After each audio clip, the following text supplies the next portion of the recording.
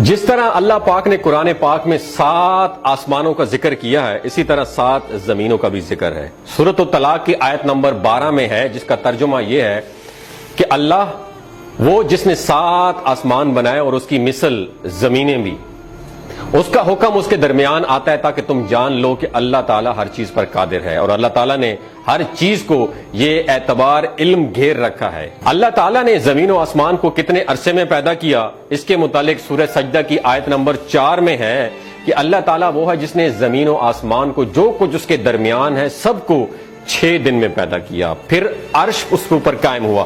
اب ہمارے ذہن میں یہ سوال آئے گا کہ اتنا بڑا نظام صرف 6 دن میں کیسے بن گیا؟ تو اللہ تعالیٰ دوسری جگہ سورۃ الحج کی آیت نمبر 47 میں کچھ یوں اس کی وضاحت کرتے ہیں کہ جس کا ترجمہ یہ ہے کہ ہاں البتہ آپ کے رب کے نزدیک ایک دن تمہاری گنتی کے اعتبار سے 1000 سال کا ہے، یعنی زمین پر 1000 سال اللہ تعالیٰ کے نزدیک ایک دن کے برابر ہے، یعنی زمین و آسمان کے بننے میں 6000 سال لگے۔ مزید اوپر کی آیت سے یہ پتہ چلتا ہے کہ جو آسمان ہم نیچے سے بیٹھ کے دیکھتے ہیں محض یہ ایک آسمان نہیں ہے، بلکہ اس طرح کہ اس کے اوپر طے در طے 6 اور آسمان بھی ہیں جو ہماری نظروں سے اوجھل ہیں۔ اس طرح 6 زمینوں کا بھی ذکر ہے۔ اس کا کیا مطلب ہے؟ کیا کائنات میں ہماری زمین کی طرح 6 اور زمینیں بھی ہیں جس پر انسان یا کوئی اور مخلوقات رہتی ہے؟ تو سورۃ الرحمن کی آیت نمبر 33 میں اللہ تعالیٰ فرماتے ہیں، جس کا ترجمہ یہ ہے کہ اے انسانوں اور جنوں کے گروہ، اگر تم میں طاقت ہے تو تم آسمانوں اور زمینوں کے کنارے سے نکل جاؤ تو نکلو، لیکن تم ایک عظیم طاقت کے بغیر نہیں نکل سکتے۔ کیا دوستو اس آیت میں یہ اشارہ موجود ہے کہ ایک دن انسان آسمانوں کے ہدف کو کراس کر لے گا؟ ان سوالوں کو آج ہم اس ویڈیو میں ڈسکس کریں گے۔ 7 آسمانوں کا ذکر قرآن پاک میں دوستو بکثرت آیا ہے، لیکن یہ 7 آسمان ہیں کیا چیز؟ یہ جو نیلا رنگ ہمیں اوپر نظر آتا ہے، کیا یہ آسمان ہے؟ تو اس کا جواب یہ ہے کہ شاید یہ آسمان نہیں ہے، یہ نیلا رنگ اوزون گیس کا ہے جو سورج سے آنے والی خطرناک شعاؤں سے ہمیں بچاتی ہے۔ قرآن پاک میں اللہ تعالیٰ فرماتے ہیں کہ ہم نے پہلا آسمان، جسے آسمان دنیا کہا گیا ہے، اسے چراغوں سے سجایا ہے۔ یہاں چراغوں سے مراد ستارے ہیں۔ اگر آپ آسمان کو چادر سمجھیں اور اس پر لگے موتیوں کو ستاروں سے تشبیہ دیں تو اس کا مطلب یہ ہے کہ آسمان ستاروں سے اوپر ہے، جس تک ابھی تک ہم لوگ نہیں پہنچ پائے۔ ہم اکثر سوچتے ہیں کہ کیا ہم کبھی آسمانوں کی حدوں کو چھو پائیں گے؟ تو اس کے بارے میں قرآن پاک کی آیت میں ذکر ہے کہ اے انسانوں اور جنوں کے گروہ، اگر تم میں طاقت ہے تو تم آسمانوں اور زمین کے کناروں سے باہر نکل جاؤ تو نکلو، لیکن تم ایک عظیم طاقت کے بغیر نہیں نکل سکتے۔ اگر زمین کی باؤنڈریز کی بات کی جائے تو 12 اپریل 1961 کو ایک روسی خلاباز یوری گیگرین وہ پہلا شخص تھا جس نے زمین کی حدود سے نکل کر خلا کا ایک کامیاب چکر لگایا۔ پھر 1969 میں اپولو مشن کے ذریعے انسان کی چاند پر کامیاب لینڈنگ بھی ہو چکی ہے۔ یعنی قرآن پاک کی ایک پیشن گوئی ہم انسانوں نے اپنی محنت کے بلبوتے پر سچ کر دکھائی ہے۔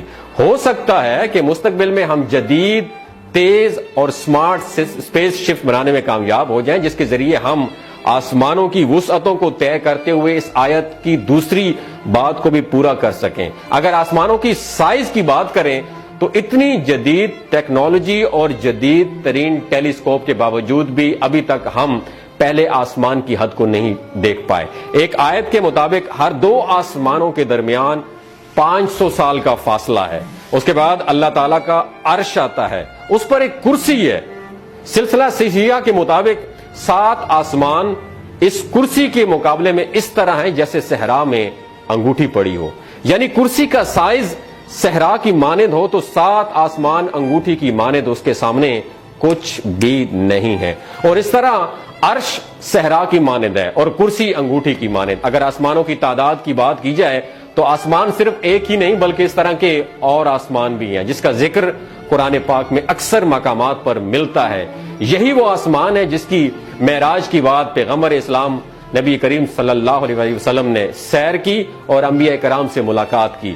پہلے آسمان پر حضرت آدم علیہ السلام سے ملاقات کی، دوسرے آسمان پر حضرت یحییٰ علیہ السلام اور حضرت عیسیٰ علیہ السلام سے ملاقات کی، تیسرے آسمان پر حضرت یوسف علیہ السلام سے ملاقات کی، چوتھے آسمان پر حضرت ادریس علیہ السلام سے ملاقات کی، 5वें आसमान पर हजरत हारून अलैहिस्सलाम से मुलाकात की, 6ठे आसमान पर हजरत मूसा अलैहिस्सलाम से और 7वें आसमान पर हजरत इब्राहीम अलैहिस्सलाम से मुलाकात हुई।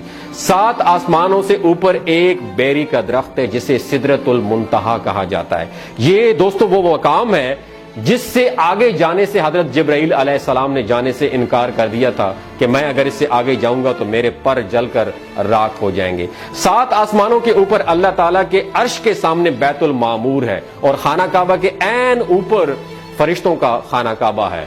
हर वक्त 70,000 फरिश्ते बैतुल मामूर का तवाफ कर रहे होते हैं और फरिश्तों की तादाद इतनी ज्यादा है कि जिस फरिश्ते ने एक बार बैतुल मामूर का तवाफ कर लिया दोबारा कभी उसकी बारी नहीं आएगी। 7 आसमानों के साथ कुरान पाक में एक मकाम पर 7 जमीनों का भी जिक्र है, लेकिन इन 7 जमीनों से मुराद क्या है इस बात के हवाला से कुरान और हदीस खामोश है। एक हदीस में 7 जमीनों और उसके माबैन फासले का जिक्र भी है। इन जमीनों के दरमियान 500 साल का फासला है और ये तय दर तय मौजूद है।